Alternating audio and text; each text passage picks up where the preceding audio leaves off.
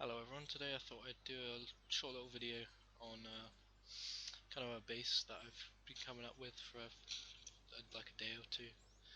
I was just kind of messing around on Intoxicated, just trying to figure out what base design to do for Wipe Day today, and this is kind of the ones I came up with, so without further ado I'll just show it off and just show you what I've come up with. So yeah, if we start the front door, classic, just airlock. You know, every base should have that. Obviously, get this door right. Get this door around the right way. Um, yeah. Um, Shotgun trap on the front, pretty standard. Especially this is more of an end game base. You're gonna have tons of shotgun traps you've accumulated. Same with flame turrets as well. In my opinion, there's not really any point researching them. You only need realistically like 2 of them for your base to be fully secure. The only other time is for online raids, um, or offline raids, I guess. But yeah, so coming down the entrance, you've kind of got like a bunch of garage doors. Just like kind of deters people from going through with explosive ammo, things like that.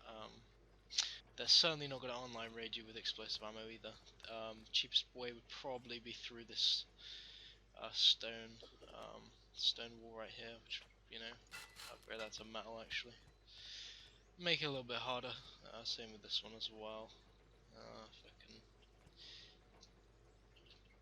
there we go. Yeah, just with these kind of bases, the general idea is you pick like a normal design, like a 2x3, and you kind of just go it, see what you can come up with. So yeah, you can see what you can come up with. And yeah, but these two shop fronts are really crucial for preventing door camping. So you can actually see if you're gonna get yeeted on before you leave the base. But yeah, so apart from that, we got these like little furnace deal here, classic reinforced glass window as well.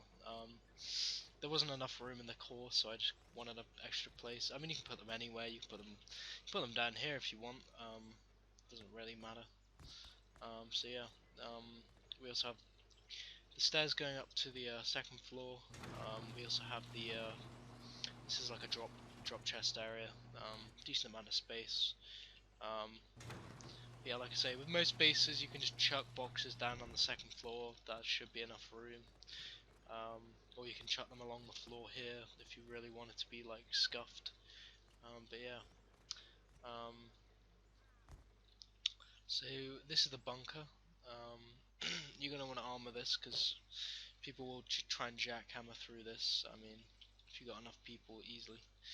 But yeah, you got the classic sheet metal wall here to prevent people from getting in easily, and it completes the bunker design. Yeah, and in the end game you probably want this armored actually. But yeah, so coming to the bunker, there's a little. Well, we'll discuss the core a little bit. There's like, you can have drop boxes up here if you want. You can have shotgun traps again if you really wanted to. You got furnaces. There's 3 furnaces, which should be a decent amount for just sulfur cooking or stuff like that. You got the level 3. Um, I'm not really sure where I would put the level 2. To be honest, I'd probably put it here and then just break it later on. But for an end game, like, you just use these boxes here.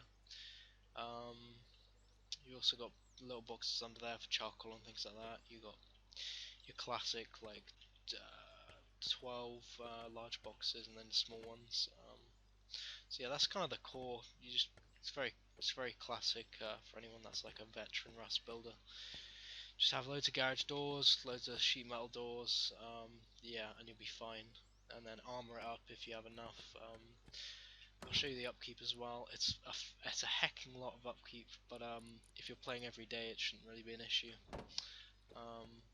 But yeah, so I'll show you the bunker works actually as well. So recently, people found a way to exploit the old bunker system, which was I'll show you. It was essentially just this, no clip, and this, and you break this to get out, and it would, yeah.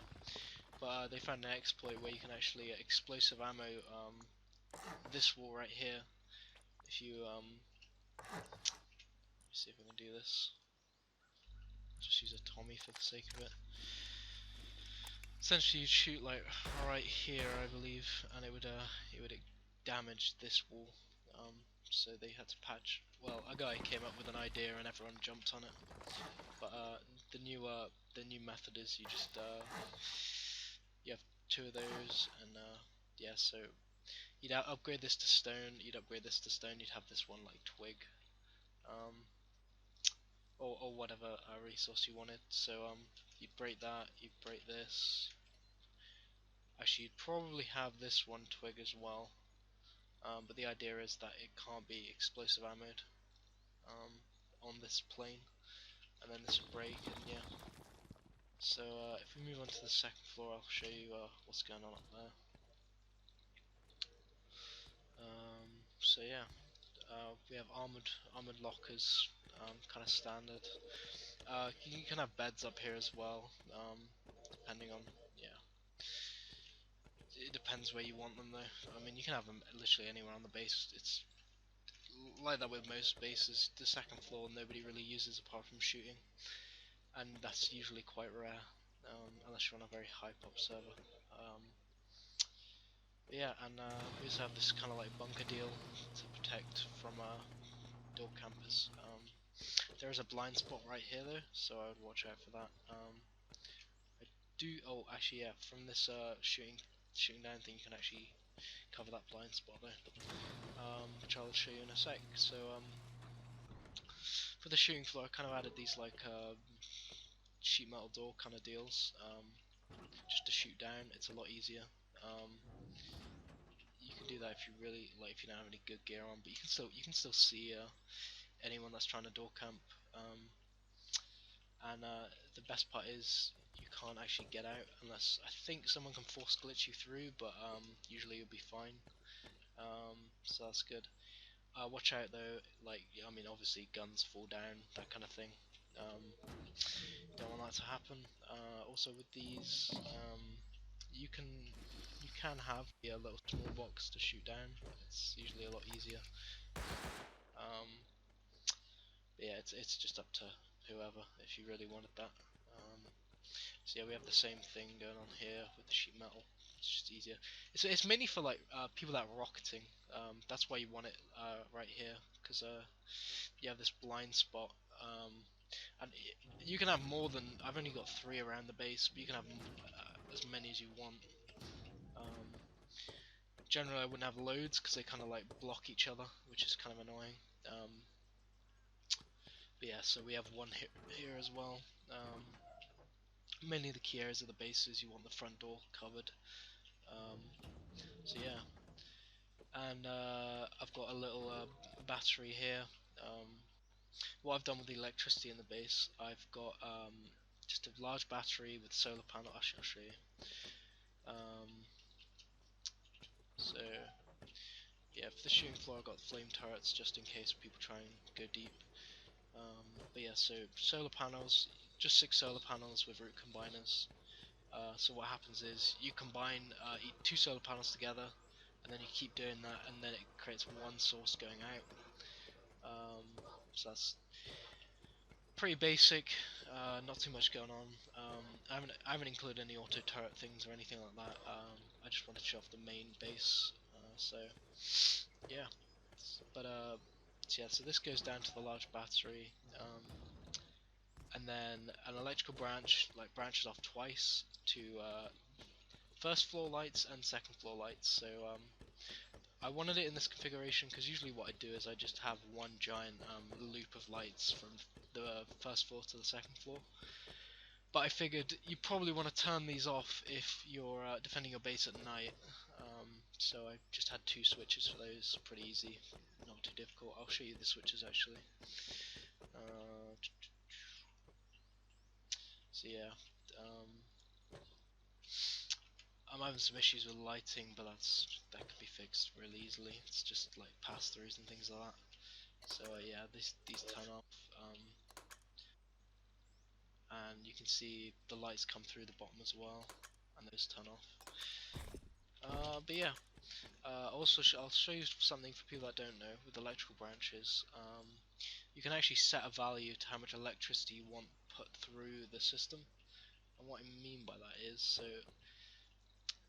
there's like a value of like well, it's like watt hours or whatever.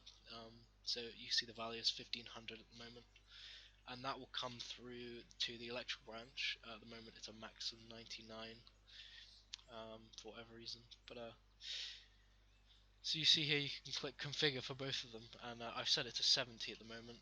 But you watch out because it does sometimes set it to a really low number. I had a 2 and it wasn't working. I was like, why is it not working? So I didn't use this for the longest time, but now I figured that out literally just now. So that's something to keep in consideration. So yeah, that's pretty much the base. To be honest, it's pretty bog standard. I mean, you can build as complex a base as you want these days, and the only thing that's going to matter is honeycombing, because as disgusting of a base like with doors and all that, people aren't going to raid through doors. They're going to go straight through the side, especially if you're like a week into wipe or something like that. Like right now, this is stone at the moment. You can upgrade it to metal, but even then, it's like 4 rockets, boom, 4 more rockets, and then the 15 rockets. So it's only like a 20, 24, no, 23 rocket raid. Um, It's pretty easy. The main thing with this base, it does, like, this is all stacked, not completely, because I just didn't. You don't necessarily need to stack all of this, because generally they're just going to go straight down. But yeah, I've stacked the roof. That's probably the weakest part of the base. If you don't want a giant upkeep, I would just consider going high quality metal. It's so easy to get in game. Just a few recycle runs for like the amount of electrical stuff you find is probably like 100 high qual within like a 4 hour span of playing. Um, it all just depends on how many people you have farming or PvPing or whatever, and how many high qual sets you want. In my opinion, I wouldn't build high qual chestplate or AKs, because with the way oil rig is these days, there's just no reason for you to make that many guns. I'm going to be uploading a video tonight of me finding like 7 bolt action rifles on cargo when I soloed it, and it's disgusting. You don't need to, but so long as you can take oil rig or cargo, you don't need to make these guns unless you have an insanely large group. But yeah, if you're like a trio or a quad like my group, you don't need it. Um, the best thing to spend your high qual on is MP5s and things like that. Like AK is so expensive these days, and if you want to last on a server, it's not the gun you need to go out with all the time. So yeah, yeah, that was pretty much the base. I haven't got a clue how many explosives it is to get through. All I know is it's pretty much 23 rockets if you want to do anything. Um, yeah, this is pretty bog standard. You'll have like 15 garage doors to get to loot, that kind of deal. Classic bunker design. So yeah, thank you for watching the video. If you want to see any more videos like this, let me know. Any electrical stuff, any electrical ideas you have, I'll have a crack at them and see what I can do. One of the ones I was thinking of was a kind of like a timer for the lights, so you don't have to keep flicking switches and stuff like that. And yeah, things like that. Like another one was like I really want to try a helipad where if you're landing a heli, blue lights turn on, so you can actually see where you're landing, which would be pretty interesting. But yeah, thank you for watching the video. I'll see you next time. Peace out.